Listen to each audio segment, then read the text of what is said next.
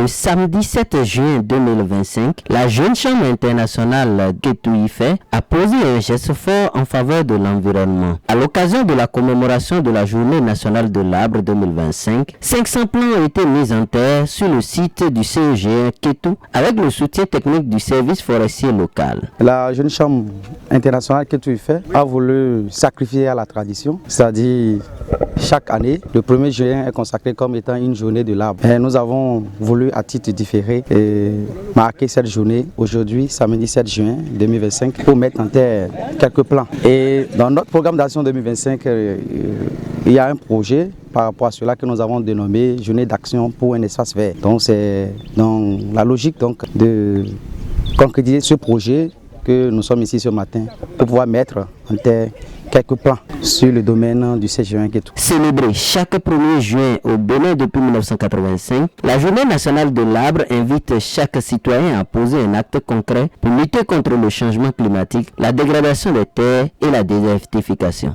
Cette année, la JCI Ketu-Ife a décidé de prolonger cette tradition par une action collective impliquant les jeunes, les enseignants, les forestiers et toute la communauté. Très tôt, dans la matinée de ce samedi, ils se sont mobilisés unis par une seule volonté, celle de léguer un environnement plus sain aux générations futures. Grâce à l'expertise du service des eaux, forêts et chasses de Ketu, 500 plants adaptés aux conditions écologiques locales ont été sélectionnés et mis en terre. La Jeune Chambre internationale de Ketu nous a invités ce matin. Nous sommes venus retrouver l'organisation entière.